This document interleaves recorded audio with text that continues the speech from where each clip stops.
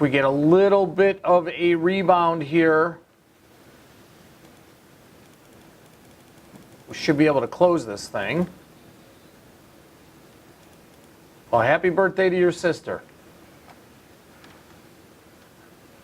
Beautiful, Eric. There you go, guys. Okay, that's how you manage your risk. That is how you manage your risk. All right, square unchanged. Okay, MDT, good spot for us. Dave, that's your discretion. That, you know, as long as you know your own risk tolerance, that's perfect. But that's why every single trade that we make is 100% completely risk defined. MDT moving nicely in the right direction here, and that could be an interesting one, guys, just to keep on the on our radar for what to do. We may want to roll the short call this week into